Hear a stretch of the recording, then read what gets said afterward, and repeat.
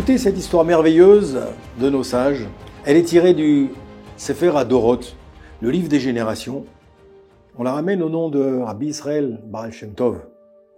Voilà qu'un jour le tzaddik s'est mis à prier avec beaucoup de ferveur. Il a demandé à Hachem, je t'en supplie, Akadosh Baruch Hu, réponds à ma demande.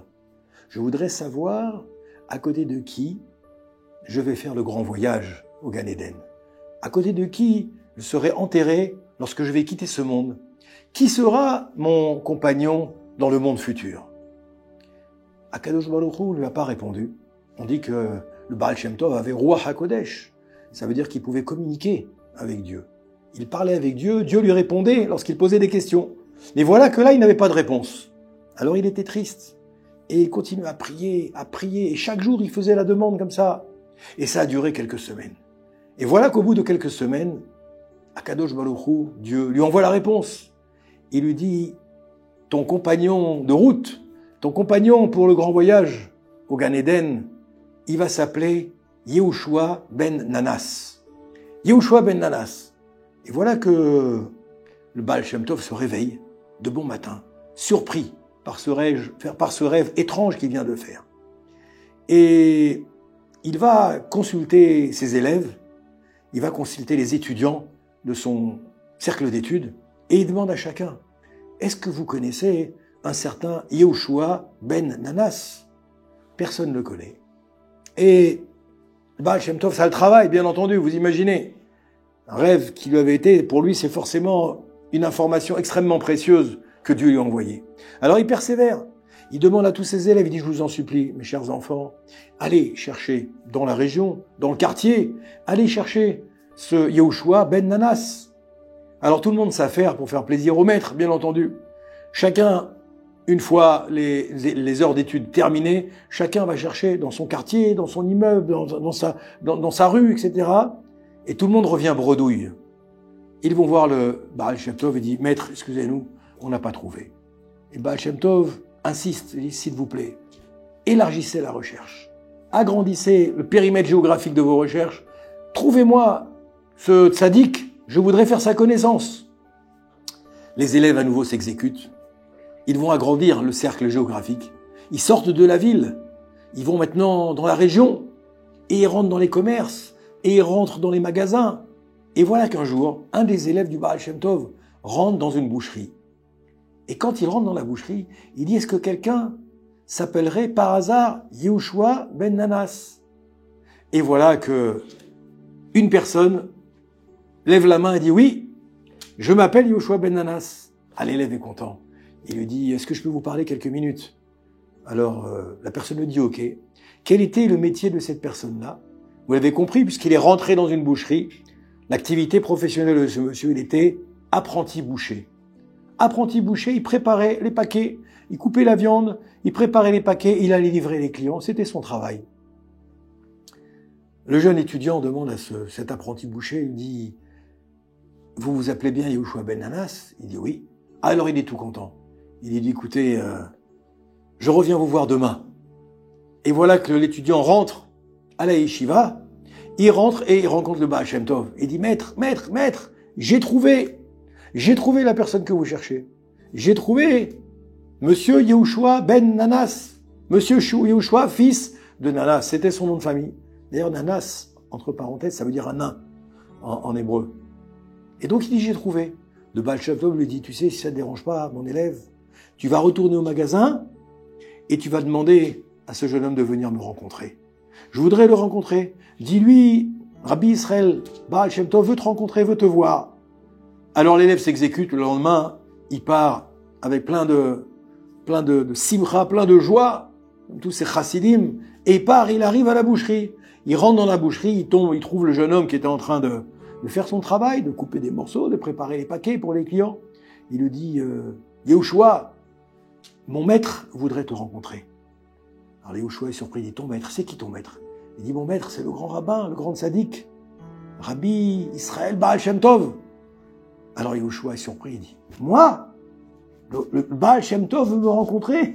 Il se met à rigoler, il éclate de rire, il dit, mais c'est impossible, je suis absolument pas, je connais pas la Torah, Je n'ai jamais étudié.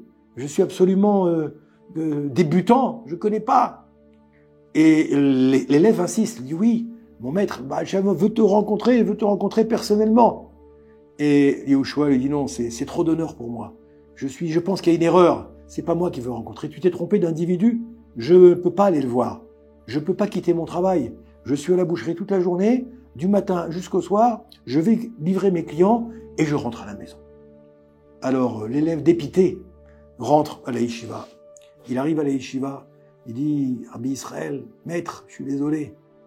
Le jeune homme ne veut pas venir vous voir. Il ne veut pas venir vous voir. Alors le Baal Shem Tov dit à son élève, écoute, c'est pas grave. Demain matin, après le shiur, après le cours que je vais donner, tu viens me voir avec mon manteau, avec la carriole, la diligence. C'est comme ça qu'ils se promenaient à l'époque, de village en village. Et c'est nous qui allons aller le voir. Et c'est ce qui se passe. Le lendemain matin, le Rav Baal Shem Tov va prier, beaucoup de ferveur comme à l'accoutumée. Il va donner son shiur avec beaucoup de ferveur. Une fois qu'il a fini le shiur, son élève l'attend à la sortie et il lui dit voilà, maître, je suis prêt, que fait-on? Il dit allez, on y va. Et les voilà partis.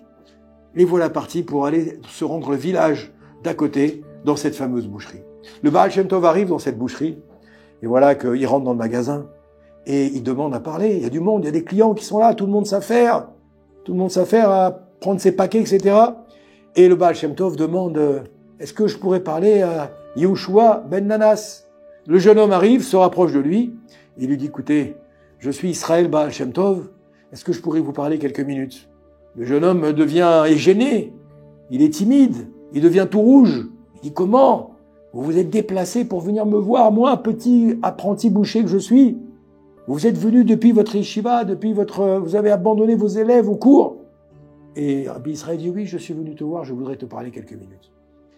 Alors ils se mettent un petit peu à part dans la boucherie et Rabbi Israël parle à ce jeune homme. Il dit mon cher ami, je voudrais que tu me parles un petit peu de toi. Qu'est-ce que tu fais de particulier dans ta journée? Qu'est-ce que tu fais de particulier dans ta vie? Et le jeune homme lui dit écoutez Rav, je suis désolé, je fais absolument rien de spécial. Je vis de manière extrêmement simple. Je suis un apprenti boucher. Mon emploi du temps se résume à arriver le matin très tôt. Il fait encore nuit quand j'arrive. J'ouvre la boucherie. Je prépare les commandes des clients.